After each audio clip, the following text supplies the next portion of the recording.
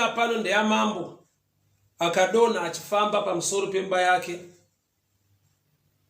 aingotenderera ari pamusoro pemba yake then he fell down ndokubva akuvara kudaro ndokubva ati kumachinda ake vanhu vaanogara nawo mupalasi endaiwo munondinzwira from the idol god kuchivezwa kuchimwari chainamatwa munzvimbo iyoyo the god of Ekron. So wakatuma vanhu to inquire from the god of Ekron kuti acharecover here kubva pakudonha kwaaita akakuvara ari pamusoro pemba yake. So varanda vachienda, the messengers, as they were going to inquire from the god of Ekron, mwari ndokubva vatuma, and the angel of the Lord said unto Elijah, go and meet these people. Ondovaudza kuti ko muri kutsvakirei kuziva pamusoro peurwere hwenyu mambo kubva kune chimwari chevaEkroni? Hakuna here mwari kwaIsraeri? Saka varuma vakabva vaudzwa naElijah kuti mambo uyu haasi kuzorikavha, achafa, nekuda kwekuti ari kuda kuziva kubva kune chimwari, iye achiziva kuti kuna mwari kwaIsraeri. Mai mashaya mombe, Joelin mashaya mombe, mai nokume, the good Lord bless you. Mwari vakuitirei nyasha zvikuru, mwari vakuchengetei, mwari vakugonesei. So nyaya ndiri kutaura nezvaimanhira nhasi ndeyamambo unonzi Ahazia. Ahazia kubva panyaya tikazviona chakamuuraya hakusi kuti aigona kusarikavha. Chakamuuraya Ahazia poor decision making. Adonha akuvara ndokubva atuma varanda kuti endai munondinzwira kune chimwari chivezwa, an idol god, ainzi the god of Ekron. Iye Ahazia ndi mambo wekwaIsraeri. Unoziva kuti our God is a jealous God. Uye unoziva kuti mwari une simba, uye mwari unoporesa. But ndokubva ati regai ndimbononzwa nditume vanhu vanonzwa from the god of Ekron. Neimwe nguva ndakambobata nyaya ndikaiti the battle of the gods, pamusana pekuti chimwari chavari kuda kuti vandobvunzira the god of Ekron haasiriye mwari akapindura situation yamambo Ahazia, asi kuti uyu paakameka that poor decision yakadenha denga rikatsamwa, even chimwari chacho cheEkron hachina kugona kumuseva, uye hachina kugona kuwana news dzekuti mambo uyu arwara. Nokuti nzwai, mambo pavakameka decision, a poor decision yekuti endai munondinzwira kune the god of Ekron, mwari chaivo ndokubva vaona uye ndokubva vanzwa kuti munhu uyu arwara hongu, chirwere ichi ndinogona kuchiporesa, hachina simba, ndiri mwari wamasimba ose, but dambudziko raaita nderekuda kutsvaka umwe mwari, iye achiziva kuti kuna mwari mumwe chete, mwari wokwaIsraeri. So chakauraya mambo Ahazia hakusi kurwara, aitokwanisa kurikavha pachirwere chaanga ainacho pakudonha kwaaita akakuvara, but poor decision making yekuti wakada kutsvaka ruzivo, wakada kutsvaka help from the wrong source.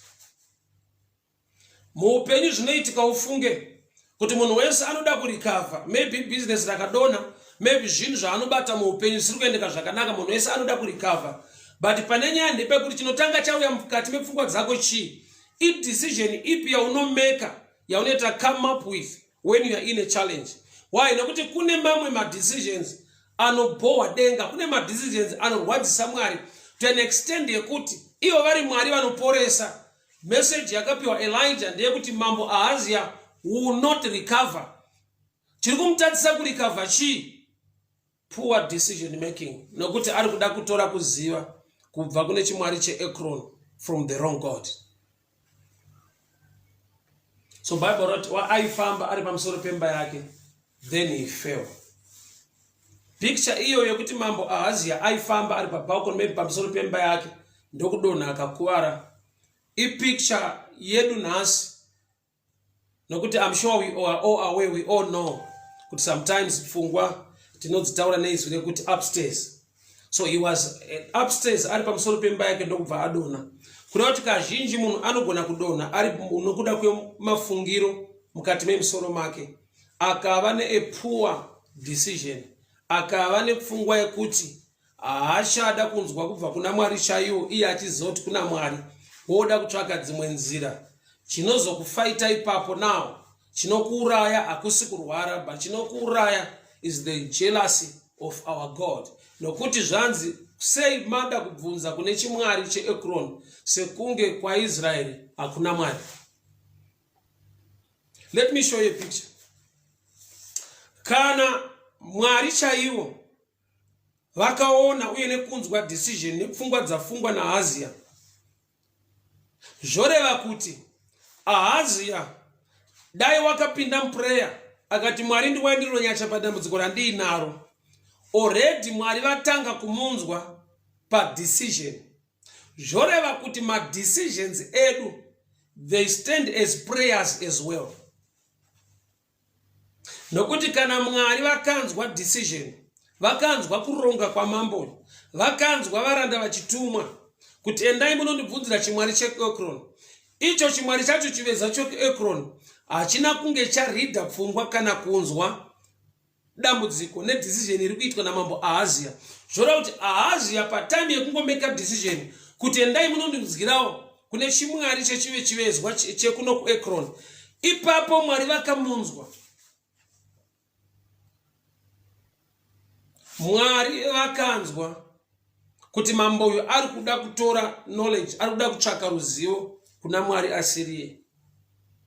Zvoreva kuti nyangwe Mwari vari Mwari vanonzwa minamato, ndi Mwari futi vanonzwa mafungiro edu, ndi Mwari vanonzwa madecisions atinoita when we are in situations. Munoziva kuti kune decision inogona kufighta prayer, kune mafungiro anofighta zvinhu zvauri kunyengetera pamusoro pezvazvo. Nokuti pane nguva yekuti munhu wanyengetera pa a certain situation, but achibva muprayer anotaura mazwi ari negative, kuita semunhu apedza kudyara mbeu yake odzoka futi akufukura mbeu yake. Nokuti munhu paanoita prayer concerning a certain issue aita surrender or cast the burdens unto the Lord, but anoita action inoita sekunge is taking back the burden as well. Ndiri kuti kudi pane nguva yekuti munhu wanamata concerning urwere, but apedza kunamata osangana nevanhu vanomubvunza kuti ko murwere wamanoona mukanamatira zviri sei, wonzwa vanhu vachitaura kuti mheno akapona, mamiriro aakaita. Yet vanamata kuna Mwari anoponesa, kuna Mwari anoporesa, but nhamo dambudziko ndeyekuti mafungiro akaprogramwa zviri negative. Saka paanopinda muprayer, chinofighta prayer zvaanofunga nekutaura after praying. I'm sure it takes me to the book of Mark 11.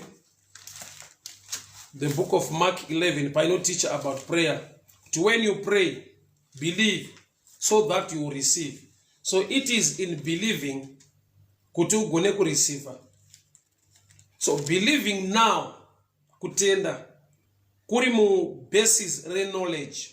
Maybe I need to teach on that as well, but I remember touching on that at a certain time. Mark 11 verse 23, I tell you the truth, if anyone says to this mountain, go throw yourself into the sea, does not doubt in his heart but believes what he says will happen, and it will be done for him. Therefore I tell you, whatever you ask for in prayer, believe that you receive, and it will be yours. So praying is one part, believing is another part. So praying, a situation can push you to pray. Mamirire zvino anogona kukutuma pakunyengetera, but chiona ipane nyaya, it is in the believing area panoita kuti ugone kugamuchira the answer. Pray, then believe so that you receive. So the believing part now ine chekuita ne knowledge, ruzivo. The believing part yakagara pakuziva kuti unoziva kuti Mwari vane capacity yakadi, vane rudo rwakadi, pfungwa yavo inofungei pamusoro pedecision yawanamatira. Ndo zvinokupa kubhiliva, kutenda. Kubhiliva nekutenda kuri mu platform ye knowledge. Praying, a bad situation can push you to pray. A good situation can push you to pray. Praying chinhu chinogona kuitika automatically kuti munhu kana awirwa nedambudziko, you can get into prayer. But the receiving part now, aine ile dambudziko racho. The receiving part ine chekuita ne believing. Believing ine chekuita ne level of knowledge in you. Level yeruzivo, kuziva capacity ina Mwari, kuziva rudo rwa Mwari, kuziva the will or the mind of God. Those no creator kuti uwe ne mind yekuti I'll receive it because God is so faithful. I'll receive nokuti Mwari vanozvigona. I'll receive nokuti ndo will ndo rudo rwa Baba. So the receiving is connected neku believing. So praying is one subject, but the receiving now ine chekuita ne believing, and the believing ine chekuita ne level of knowledge you have concerning the things of God. So ikoko ku believing now ndo kunobatwa. So mambo Ahazia aifamba pamusoro pemba yake, then he fell. Hakuna akamudonedza. Aifamba ari pamusoro pemba yake, ndokudona kwa kukuwara. Akuwara ndokubva atuma vanhu kuti endai munondibvunzira chimwari chekuEkron kuti ndinorecover here. Remember, he is a king kwa Israel, but ari kutsvaka umwe mwari. So decision iyoyo yaakaita Mwari havana kufara nayo. Ndi Mwari wamasimba ose, ndi Mwari vanoziva. Mwari vakatoziva kuti munhu uyu akuwara, anodawo kuporeswa. But decision yake now ndo yaakuita kuti atadze kurecover. Fungwa yaaita yekuti endai munondibvunzira chimwari chekuEkron ndo iri kumutadzisa kurecover.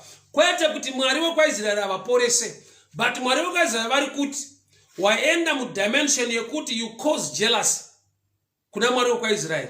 Nokuti kana waakutsvaka kune umwe mwari iko kwaIsraeri kuchinamatwa Mwari mupenyu. Saka chirukura yamambo Ahazia kuva nepfungwa isiriyo, ivo vari mudambudziko.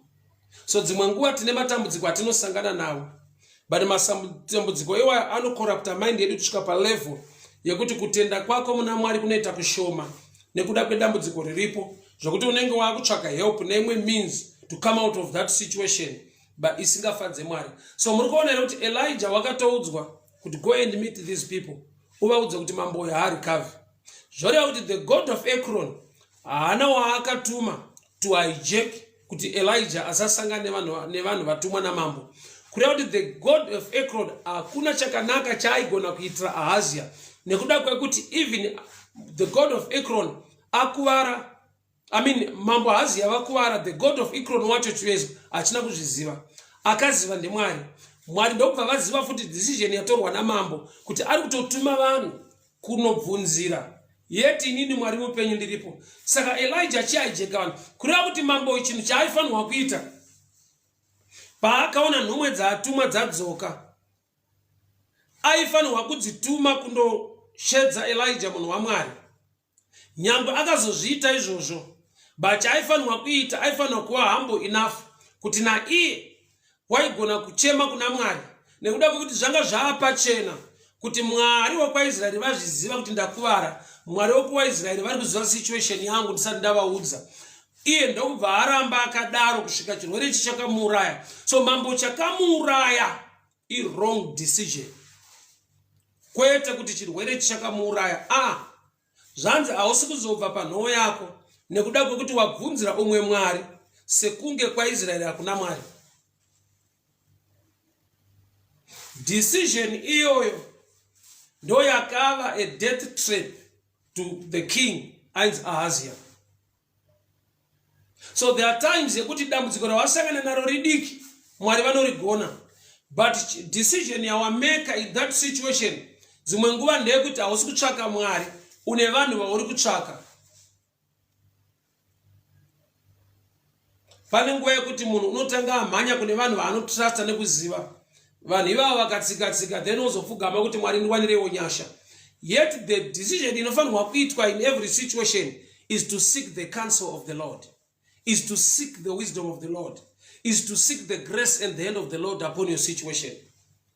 Whether Mwari vachashandisa vanhu kana kutuma vanhu kuti vakubatsire, but nyaya iripo ndeyekuti pawapinda musituation usatange wafunga vanhu, tanga wafunga Mwari, nokuti naivo vanhu vanogona kutumwa naMwari muupenyu hwako. People hear me very well. Tine masituations atinosangana nawo. Tomeka madecisions ekuti kana izvandiwira ndogona kufonera nhingi, kana izvandiwira ndogona kubata nhingi. Those are traps dzinogona kuita kuti munhu arambe ari musituation iyo aregere kuibuda, nekuda kwekuti our God is a jealous God. Pese paunopinda mudambudziko Mwari vanotozviona, vanozviziva, but is a prayer answering God. Kureva kuti mambo paakangoita a wrong decision, Mwari vakabva vati kuna Elijah, chena unotaurira vatumwa kuti you will not recover. Hazvina kunzi mambo hamusi kuzorecover nekuti chirwere chakakura. Mambo hamusi kuzorecover nekuti mukurwara kwamaita a wrong decision. Maita pfungwa isiyo yekuda kutsvaka help kuna Mwari asiriye, muchirega Mwari wekwaIsraeri. So the God of Ekron chaingova chivezwa. But mumazuva edu now, since he is the same God yesterday, today and forever, muchaona kuti madecisions atinoita kana tiri masituation anogona kuva a death trap yekuti tiregere kubuda masituations iwayo, especially kuva nemind yekuti kana zvadai ndinonanga kwanhingi, kana zvadai ndichaita so, kana zvadai ndichatsvaka nhingi, kana zvadai kuna nhingi wandichara anovimbwa naye nedecision yafanirwa kuita every situation ndiMwari. Ivo Mwari pachavo ndo vakatuma Elijah kuti asangane nevatumwa avo. Zvoreva kuti Mwari ndiye une simba pamusoro pevanhu vaanogona kutuma muupenyu hwako. The God of Ekron haana vanhu vaakatuma. Ipicture yekuti nenyaya yacho haana kunge aiziva, but Mwari wekwaIsraeri nyaya yake aiziva. Ndokubva ati Elijah, chisangane nevanhu ava panzira, uvape message yekuti mambo havasi kuzopora. So chiri kuuraya mambo chii? Kuva nepfungwa yekutrusta zvinhu zvisiri Mwari. So tiri mumazuva ekuti sometimes tine zvatinotrusta kana tine vatinovimba nawo mune mamwe situations akatiwira. But nyaya hombe ndeyekuti decision ingafadze Mwari ndeyekuti in every matter you seek God first. Kana kuri kuchema, chema kuna Mwari. Kana kuri kuchema, taakuchema kuna Mwari. Kana tachema kuna Mwari, tinoziva Mwari wedu ari Mwari akatendeka, Mwari akarongeka. Kana paine vanhu vanogona kuita bailout, vaIsraeri vakachema kuna Mwari vari muEgypt. Mwari vakataura naMozisi vakati, ndanzwa kuchema kwavana veIsraeri, ndikarangarira sungano yandakaita naAbhurahama, chienda, go down and rescue my people from bondage. Kureva kuti Moses ari kutumwa nokuti Mwari vanzwa kuchema kwevana veIsraeri. Kureva kuti vana veIsraeri havana kunge vachema kuna Moses, vakachema kuna Mwari. Mwari ndokubva vatuma Moses to bail them out of that situation. Hama dzangu, hakuna chinofadza Mwari sokuti in every matter you put God first. Hakuna chinofadza denga sokuti in every situation you trust the Lord first. Ungangodaro une vanhu, for example, anachiremba vako vaunovimba nawo kuti maspecialist vanogona. Ungangodaro une maadvisor ane wisdom, ane uchenjeri aunogona kuimba nawo kuti masituations aya vanogona. But tisati taenda nekuti nzwaika, ukaenda kune munhu waunotrusta kuti ane much wisdom, anogona kukubatsira in a certain situation nekukupa mazwi euchenjeri, Mwari vanogona kubvuta uchenjeri kubva mumunhu iyeye. So kuti munhu iyeye agone kupiwa uchenjeri naMwari akubatsire, we must put God first. Even kuvimba nesimba rako, kuvimba neuchenjeri hwako, kunogona kusafadza denga to an extent yekuti simba rauri kuvimba naro neuchenjeri rauri kuvimba nawo zvakabva kuna Mwari. But kana wakuzembera pazviri, izvozvo zvinobviswa. So there are times yekuti the one fighting us is no longer the devil, but we forget to put God first. Aasi ese ma situation aunoti panapa ndekurwiswa naSatani. Kune masituations ekuti God himself will fight you. Murikuona musituation iyi hatisi chirwere chiri kuuraya mambo or the god of Ekron ari kukesa mambo haaziya kuti mambo uyu afe, but ivo Mwari pachawo ndovati munhu uyu haasi kuzorarama nekuda kwekuti kwandiri ndiri plan B. Plan A first strategy yake kuda kutsvaka the god of Ekron. So hazvina kuitira Mwari zvakanaka. Zvino isi tiri vana vaAbhurahamu nekutenda, chatinoziva kuti upoteri nekutizira hwedu huri muna Kristu Jesu. Zita raJehovha inhoo, vakarurama vanotizira kwariri. The name of the Lord is a strong tower, the righteous runneth unto it. Baba rinoti wakatukwa munhu unozembera panjere dzake, wakatukwa munhu unovimba nemunhu. Zvoreva kuti in every matter chichafadza Mwari ndechekuti hausi kuzembera pauchenjeri hwako, hausi kuzembera pabeauty yauinayo, hausi kuzembera pakugona kwako, but wakazembera panyasha dzake. You put God first in every matter and it will please God. And when you please God, He will take you out of that situation. Mambo aziya vakadona vachifamba pamusoro pemba yavo. Upenyu hwomwe munhu nhasi hunogona kudona nekuda kwekuti pamusoro pake pane pfungwa yekuti kune vanhu vaakatrusta, kune zvaanovimba nazvo, zvekuti izvozvo kana zvazoramba zvanetsa munhu ndopaanozoita switch to prayer or to seek the face of Lord. But the truth of the matter is, mukumeka a decision imomo Mwari vanoona, Mwari vanoziva, Mwari vanonzwa. It reminds me of Acts chapter 8. Muranda waKandase paaiverenga Bible achibva kuJerusarema kuchechi, Mwari vakatuma Philip to help this man out. Nekuda kwekuti nyangwe murume uyu aiverenga asiri kunyatsorinzwa, Mwari vakaona shungu dzake kuti ari kuverenga Bible asi kurinzwa, he needs some help. Haana kubvira aita prayer the Ethiopian eunuch kuti Father, I need help for the interpretation of the scriptures. He was just reading, but Mwari ndokubva vaverenga pfungwa yake kuti munhu ane shungu but haasi kuzvinzwisisa kana kuzvinzwa. And Philip was sent to the Ethiopian eunuch. So decision yako, plan yako muupenyu, it's God first. No matter nyaya yacho ukaitarisa unoona sekunge yakareruka. There are times yekuti tinojaja zvinhu kuti iyi situation I can do it. Situation Mwari vakanipa uchenjeri, Mwari vakanipa ma connections, I can handle this matter. But at the end of the day, you'll be surprised or you'll be shocked kuti with all those connections zvinhu zvinosvika pakuramba. But zvinhu zvawaitora light and so easy. I don't know whom I'm talking to, but ndine ma situations, as for me, ndine ma situations andakasangana nawo, andakati because I know this guy, because I know this man, so it's easy. And the shock of the day, zvinizvo zvandakati zviri easy because ndinoziva ningi naningi hazvina kuzofamba.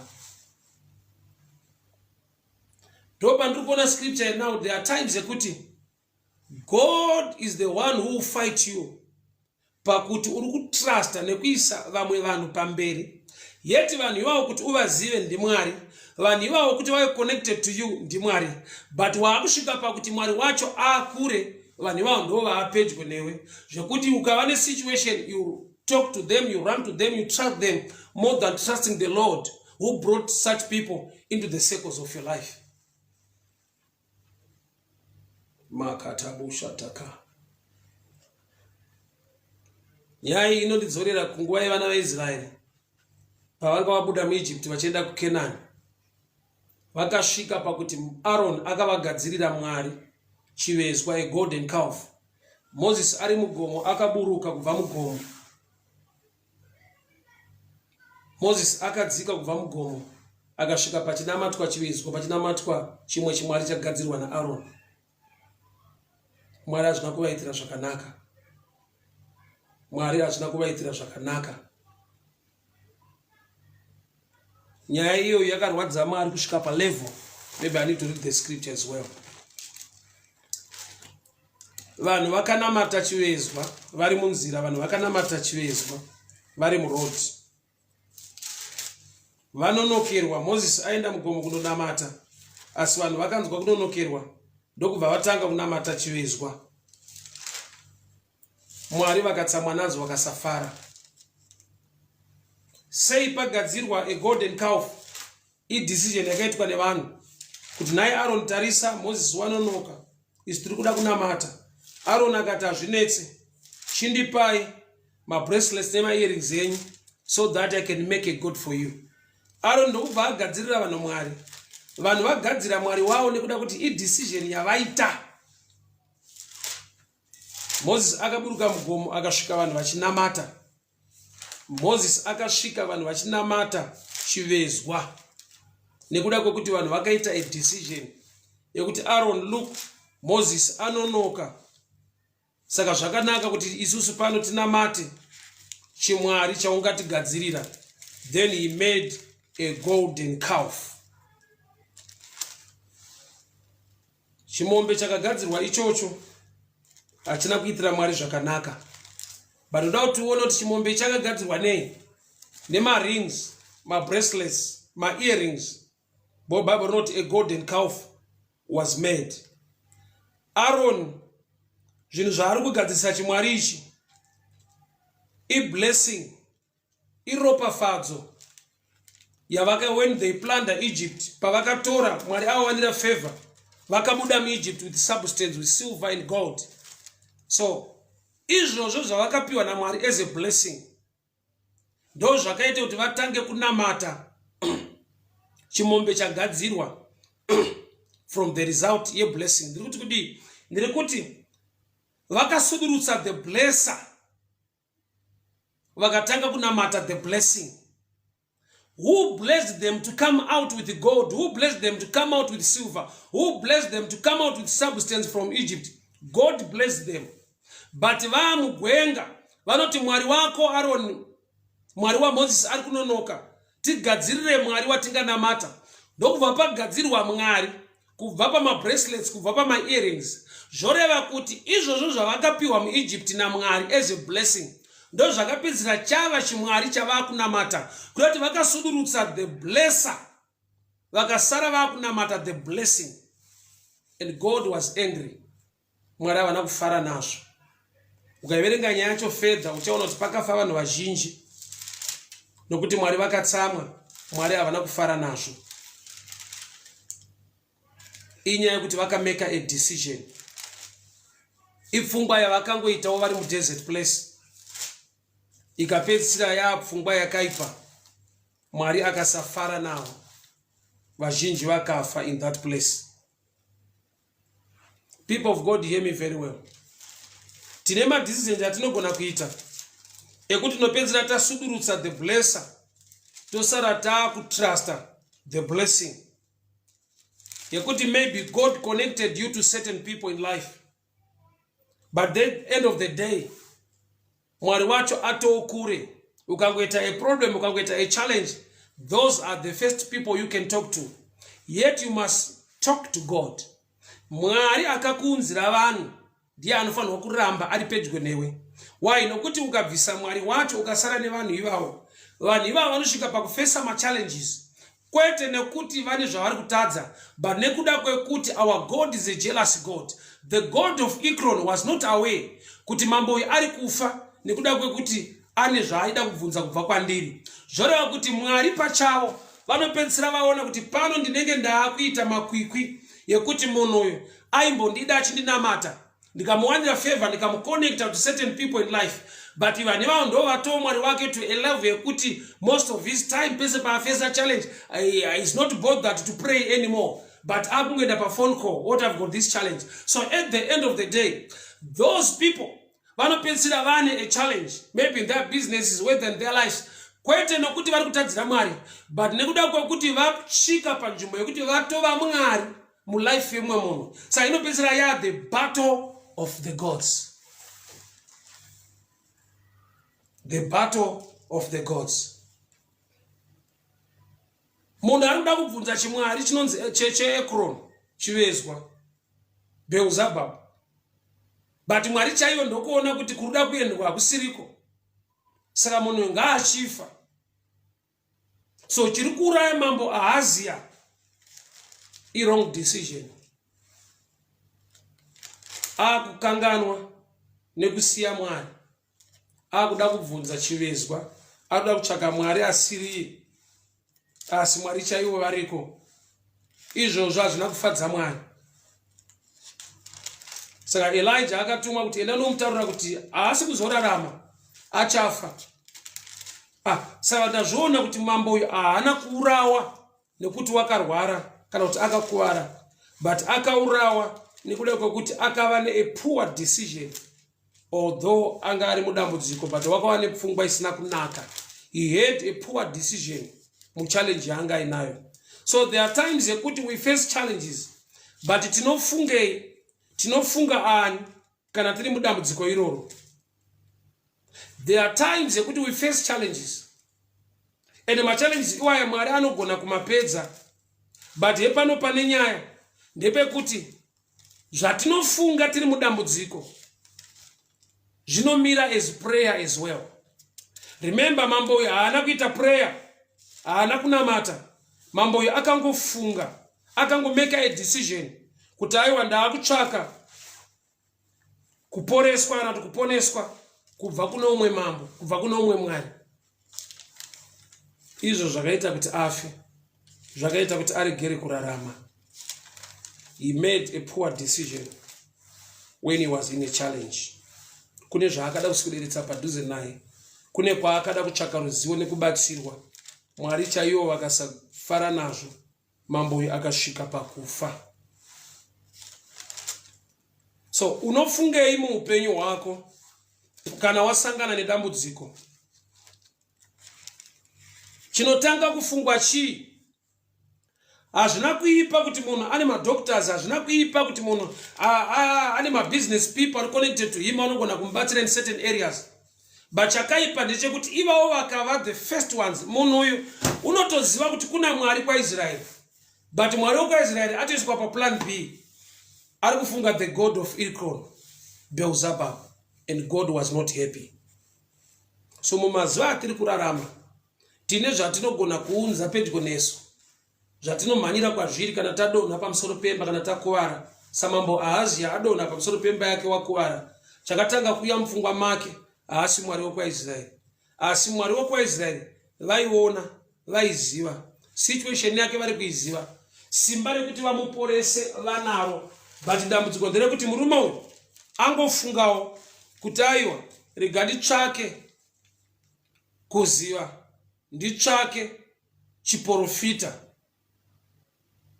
We are living in such days, mumazuva ekuti a lot of us pane kutsvaka Mwari wemuprofita tinotsvaka muprofita wacho. Vaprofita takavapiwa naMwari, but tinosvika panguva yekuti munhu haasisina connection naMwari, munhu haasina nguva yekunyengetera, but pfungwa yake ndeyekuti I'll just call my prophet and he will tell me something. Hongu vaprofita vakadanwa naMwari, but hepano pane nyaya ndepekuti muprofita akava close to you and the God of the prophet is far from you. It's a death trap into your life. Can I tell you something? Prophets, they prophesy in parts. I'll show you a scripture. The Shunammite man mwana wake paakafa akaronga rwendo akananga kuna Elisha. Elisha akatuma Gehazi kuti enda unobvunza kuti kwakanaka here. Why? Nekuti the Lord has hidden it from me. Elisha pachake, a great prophet of God, was humble enough to admit kuti pa situation yemukadzi weShunemi iwe uchienda unobvunza because the Lord has hidden his situation to me. Prophet vakatobvunza mukadzi wemuShunemi kuti kwakanaka here. Kuda kuti prophets, they prophesy in parts. So in a certain situation Mwari vanogona kuvanzira muprofita wako, but pamberi pavo pasina chakavanzika. So there are times that God can reveal things to you zvisina kubvira zvaonekwa naprofet. Very possible. Dongi ndo rakaona kuti kumberi kune mutumwa. Prophet Balak vakagara pamusoro pedongi, but haana kuziva kuti kumberi kwakamira sei. Mwari vakavhura meso redhongi rakagarwa naprofeti, ndo dhongi rakaona mutumwa akamira kumberi. So wese wawaisa clause kuti pangoita situation, I'll call this one, I'll talk to this one, izvo zvinogona kusafadza Mwari. Nekuda kwekuti zvakanaka kuti Mwari vakutumire vanhu muupenyu than kuti utruste vanhu muupenyu hwako. Maybe pa assignment iyo yauri kuda kuti igadziriswe, they are not sent by God into your life. What's your decision? Kana uri musituation yakaoma, waunotanga kufunga ndiani? I know in life tine vanhu vari close to us, tine relatives, tine vanhu vatine navo kuchurch, tine pastors, tine prophets. But I have to challenge this mind. Pese pas pinda musituation, anofanirwa kutanga kufungwa ndiye Mwari wacho. Why? Nokuti kana vanhu vari pedyo nesu, vari so helpful muupenyu hwedu, zviri pachena kuti vakaunzwa naMwari. Saka hazvichaita kuti vanhu ivavo vave close to us than Mwari wacho akavaunza kwatiri. Mwari haafanirwa kuva pa number 2. That's why pa issue yepamuchato wepakana chakaita kuti Jesu ataure kuti my time is not yet, yanga isiri nyaya yetime, but yanga ya revelation yekuti in this time ini ndiri present pamuchato pano, but muri kunditreat as just a guest are invited, yet there is somebody ari kunzi master of ceremony. So if there is somebody wamuri kuti master in this time, when I am present, then my time is not yet. Why? Because inini Jesu wacho, I am the master, ari pamusoro pe the master of the ceremony pamuchato wepakana. So kana mauya kwandiri, mune zvamuri kuda kwandiri, check protocol zenyu kuti mune munhu atori pamusoro pangu, yeti maakuda help kwandiri, pane wamuri kutoti the master of ceremony, kureva kuti kune munhu anga trust apiwa a better position than Jesus. Makatabo sataka yadabosha mentakala ndoroboshi ataka. Manera nhasi ndoda kuchallenge mwe munhu, manera asinoda kuti tinamate kuna Mwari. Mwari vakati connecta kuvanhu, Mwari vakativhura meso, vakatipa uchenjeri, but nyaya hombe ndeyekuti Mwari pamusoro pazvose. Ndingave ndine uchenjeri, ndingave ndine zvandinoziva, ndingave ndiri muposition inoremekedzwa kwazvo, but wakaita kuti ndive muposition iyo ndiye Mwari. So handisi kuzova ne-strategy yekuti ndine zvandichatanga nazvo besides God, but muupenyu hwangu, muupenyu hwako manerasi, ndio tofanira kuva nedecision yekuti Mwari pamberi pazvose. Hakuna chinhu chinonyangadza Mwari chekuti une vanhu vawakaisa pamberi, Mwari kumashure. Hakuna chinonyangadza Mwari kuti une zvinhu zvaunotrusta zvekuti unotanga neizvozvo zvikazoramba wozoita resort to prayer. Our God is a jealous God. So we need to put God first in every situation, in every matter. Why? Nekuda kwekuti dzimwe nguva chichaita kuti zviregere kufamba, hazvireva kuti zvinhu izvo wanga usingagone kuzvigona kana kuti zvaigona kuendeka, but nyaya ndeyekuti wakaisa Mwari paplan B, ukasaisa Mwari pamusoro pazvose. So mambo Ahazia chakonzera dambudziko muupenyu hwake kuti asvike pakufa, une kwaari kuda kutsvaka ruzivo, iko kuina Mwari unoziva zvese. Kune kwaari kuda kutsvaka ruzivo, iko kuina Mwari unoziva zvese. Elijah waigona kutumwa neshoko naMwari kuti ataure healing muupenyu wamambo Ahazia, but kutaridza kuti nyaya iyi yakanyangadza denga, yakanyangadza Mwari zvakanyanya. Even Elijah, the prophet of God, akapiwa a message iri negative, akapiwa a death announcement kuti enda unomuudza kuti you will not recover, hausi kuzorecover. Nekuda kwekuti decision yawaita mukurwara kwako iyoyo haina kuitira Mwari zvakanaka. Akadecide kudii mambo Ahazia? Kutsvaka kurecover, kutsvaka help, kutsvaka information kubva kune chivezwa, kubva kuna Mwari asiri. toda tinamate manera nhasi. Mutsvene Mwari wenyasha wakatendeka, Mwari wamasimba ose. Tiri kunamata Baba kuti imi ndimi musoro uye ndimi mukuru pamusoro pazvose. Mukurema, mukupfava nemukuoma kwazvo munoramba muri Mwari pamusoro pavanhu vose, pamusoro pezvinhu zvose. Hakuna wandingavimbe naye kana wandingape utiziro hwangu kwaari kunze kwenyu Mwari makatendeka. Imi ndimi munotipa upenyu, ndimi munotirwira, munotichengeta nekutigonesa. In every situation, nyangwe nevanhu vamakatikonekta kwavari Mwari, nyangwe nana chiremba vanotirapa kana tarwara, imi ndimi munoporesa, imi ndimi munopa utano. Tiri kunamata nekukupai mbiri Jehovha mutsvene wakatendeka, Mwari wenyasha wamasimba ose. Nyangwe tine maadvisor muupenyu, asi imi ndimi makavapa uchenjeri ihwo. Tinouya kwamuri Baba, tinouya kwamuri mutsvene. Handina umwe utiziro, handina kumwe kwandichaenda, hakuna kumwe kwandichatsvaka help. Ndinoramba ndichidzoka kwamuri nokuti imi ndimi muvambi nemukwanisi, author and finisher of our faith. Father, we glorify your name. We give you praise, we give you honor. In Jesus' mighty name I pray. Amen and amen. Mwari wenyasha akuchengetei hama dzangu. Mwari werugare akugonesei, Mwari wenyasha akurwirei. So happy to see you online. May the good Lord protect you. May the good Lord bless you. May the good Lord favor you. Nyasha dziwanzwe mumabasa enyu, nyasha dziwanzwe mune zvamunoronga nekuita. Tiregere kuisa Mwari a substitute, but Mwari vave pamusoro pazvose. Zvinotaura shoko raMwari kuti in the beginning God must be the author and finisher in every situation yeupenyu hwedu. Tiregere kuti kana zvaoma kwatinotrasta nekuzodii tozodzoka tichiti Mwari tirangarirei, but toda kuti titange naMwari. Baba, nyangwe chinhu chikaita sekunge chakapfava pamberi peuso hwangu, asi mukupfava kwacho I still need your grace. Ndakupa example ndikati ndakambosaka neimwe situation yandakato underrate ndikaitarisira pasi ndikati in this situation I'll just talk to so and so and we can solve this challenge. But pandakataura nevanhu vandaifungidzira kuti ndikataura navo zvinoita, vakati no, we cannot handle this, vakandidisappointa.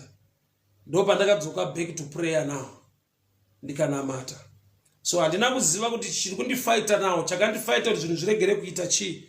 Inewo yekuti kwandakatanga nako, kwandaitrasta uye nekutarisa kwandakaita situation, ndakati situation idiki ningi naningi ndikataura nawo they can handle this matter. Vakambondibatsira pane imwe situation hombe.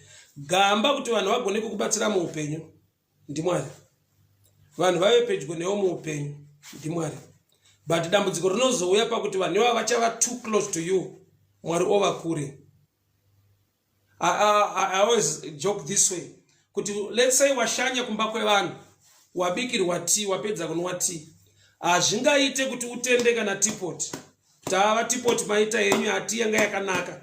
Teapot ivessel, mudziyo wabikirwa. Anotendwa ndiye akatenga shuga, ndiye akatenga masamba. Zvoda kuti anotendwa ndiye akubikira tea, kwete mauya netea. Teapot kutendwa kwayo ichangogezwa yogara yakachena.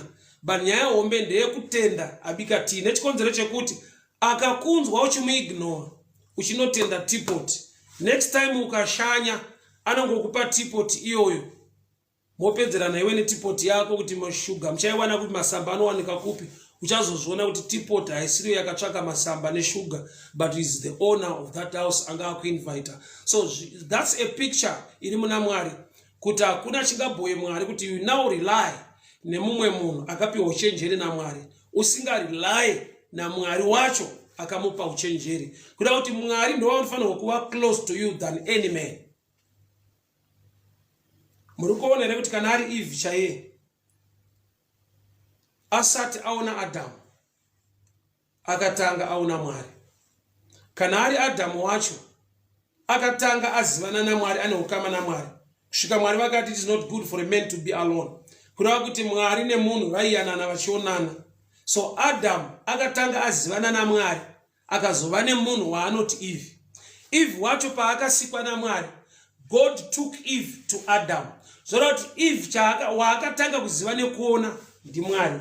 So pane nyaya dzese, pamunhu wese wauchaona, pamunhu wese wauchaziva, pane vese vachamira newe, pane vese vaucharonga newe, zvinhu zvinoendeka muupenyu, unofanira kungonzwa kuti chakatanga ndiMwari akaona situation yangu kuti hazvina kunaka kuti munhu ave ega, Mwari ndokuzondiunzira munhu wacho achiuya kwandiri haana kungouya nekuti ndine situation, but akauya nekuda kwokuti Mwari vada kuti Adam ave naEve, Mwari vada kuti Eve ave naAdam. So picture eyo ndeyekuti no matter munhu uyu ndiye wauri kuda, ndiye anogona kukubatsira, ndiye anogona kukudii, but first things first, to seek the hand and the blessing of the Lord. Tiregere kuzofaitwa naMwari wacho. Is a jealous God. Kuti sei maakuvimbana pachenyu musisavimbe neni. Ndinotenda Mwari hama dzangu, regai namate. Father, we thank you for your grace and your favor. Mutsvene wakatendeka, Mwari wenyasha wakarurama. Ndinonamata noupenyu vana venyu. Imi pamusoro pazvose. Ndimi utiziro wedu, ndimi mupuwo upenyu.